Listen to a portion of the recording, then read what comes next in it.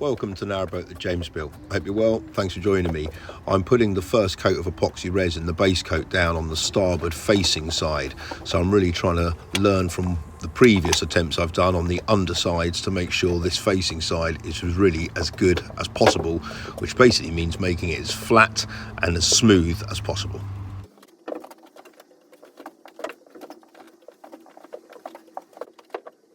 And after using the blowtorch to get the air bubbles out, I can leave it to set for a couple of days. And now it's dried, it's time, oh bloody hell, this is heavy.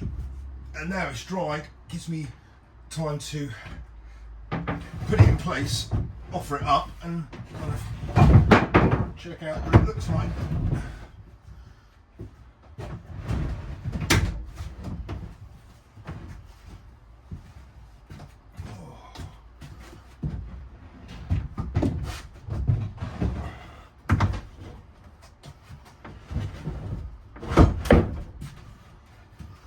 Alrighty, goes a little bit more like that, there we go.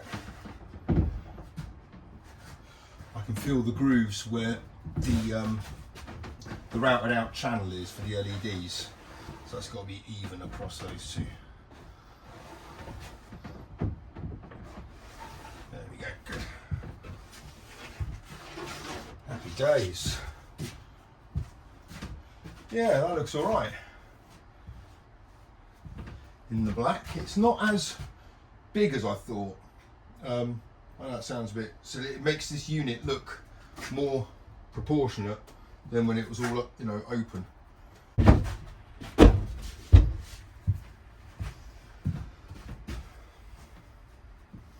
Yeah, I'm liking that look. See, when it's got the surface on it and it's all nice and kind of shimmery and stuff, that's going to be pretty cool. I now need to make the cutout here to take in the induction hobs, so I can mark that up. I'd already marked it up, but luckily I haven't cut it because I'd have cut it quite incorrectly, so I can mark that again. But yeah, this is all right. Okay, I'm going to get that one on now, and then cut out the bit for the induction hobs. Happy days. Quite striking in that kind of shiny black, isn't it? Well, it will be when I got the backsplash on. Actually, I've done the backsplash for that side, but I haven't even made it yet for that one. So I'm going to offer up that side and put the backsplash on and see what it looks like.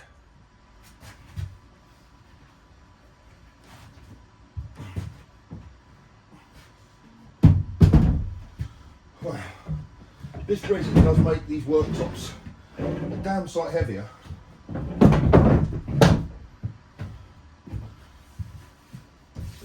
Cool. Yeah. Yeah, nice. No, I've got the backsplash for that one. Check out what I've done with the corner on this.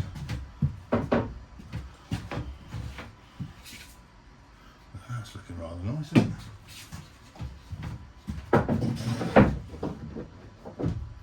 Oh, I like it.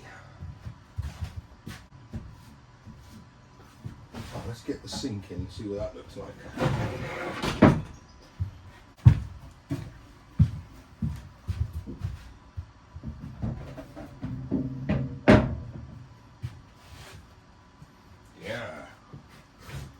Yeah, that's good. That works. It definitely needs a bit of blinging up this now, I think. Certainly now I've got that bright sink in there. So what I'm thinking pattern wise is to have something here, but not going anywhere near the edges, because I don't want it to look like I'm trying to imitate marble or granite. I'm just going to have a pattern there, maybe a little something there, a little something there, and then kind of a fairly biggish one there. That's what I'm reckoning. But yeah, this is looking a lot smaller and compact than what I thought. I was a little bit nervous, to be honest, that I was going to have the worktops, the kitchen was too big. It's kind of 3 metres, so it's quite sizable for a boat kitchen. But you know, I think that's going to work all right.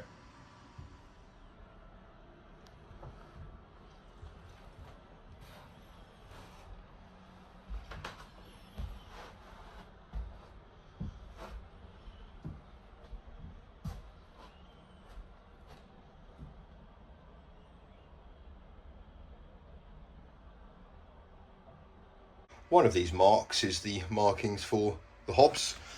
And I thought it was that one and that one, but I think it's actually that one there on the angle there. All right, let's get that cut out. All right, Worktop's back on. Just wanted to show you the routed out channel underneath. I'm quite happy with how that's come. Don't know if it's really going to pick it out on camera very well. It's a nice kind of ridge all the way along there. Okay, let's put the induction hobs in. Yeah, I'm loving that. You see what I mean though? I think the pattern when it comes up to the hobs, well, basically it can't come up to the hobs. I think the pattern on the resin, that basically just needs to be black. I'm thinking maybe just a smallish thing there in terms of detail, but that's brilliant. I love it how it reflects the flue. Well happy with this.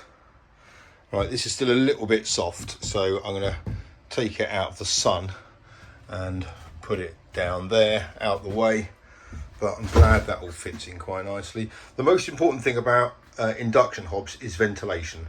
So if I show you underneath this, what I've managed to do rather successfully is put the air vent right in the middle of this piece here. I mean, I don't think it's going to make any difference. It's only quite a thin bit of board. It's quite a large fan, and there's other fans around these bits here, other methods of cooling, and it's just a plug-in 13 amp plug, so that's pretty straightforward. Once I've got my power around to this side, I can plug it in and have a go. On this sample piece of Worktop, I had gone at it with a bit of a knife, cutting some spring onions and a chisel and a hammer just to see the impact it could make and how to repair it. I have repaired it, now it's time to trim it up and see what it's like.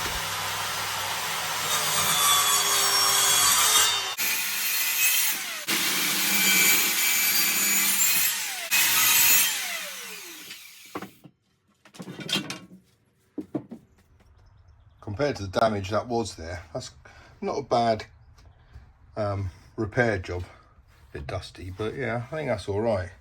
You can see kind of in some spots, in some angles you can see things like that, but those dots were there already. I didn't even do that, so it's kind of hard to work out. And then when you go right directly above, it's really hard to see. I've got the line here where the backsplash is going to be, so all this area behind here you're not going to see. Obviously it's coated in the primer of epoxy.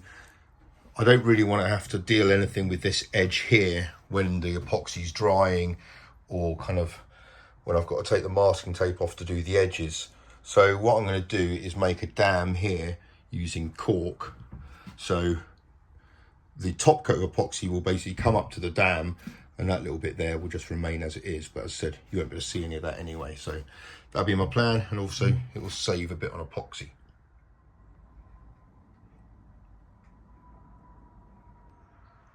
Right, I'm just about to cut this piece down to make the backsplash for starboard side. Before I do, let me show you all the fish.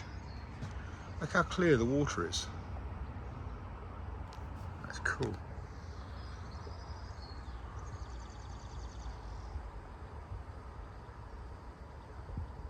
Only little tiddlers.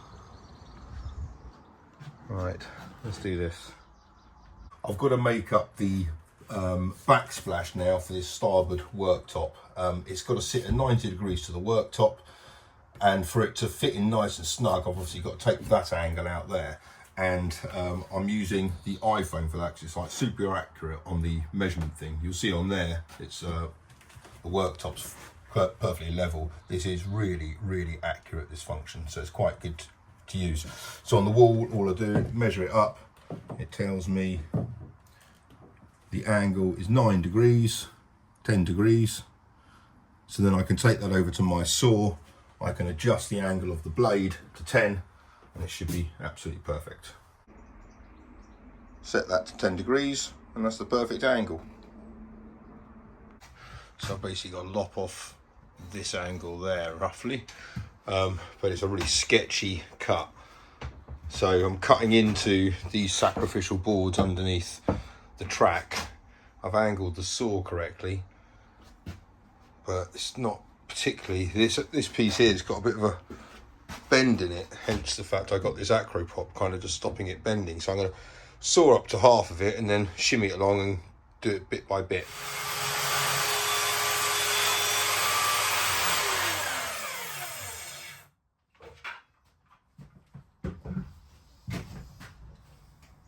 Oh, hasn't cut all the way through. Bollocks.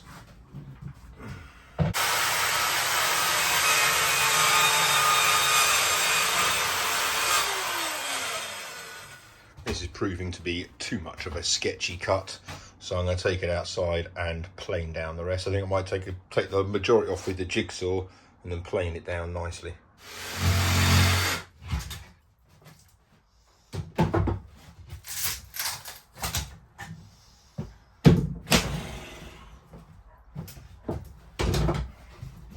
That was really awfully done.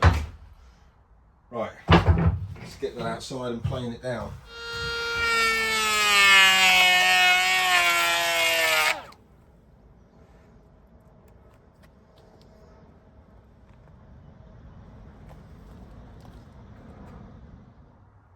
That's quite a nice fit.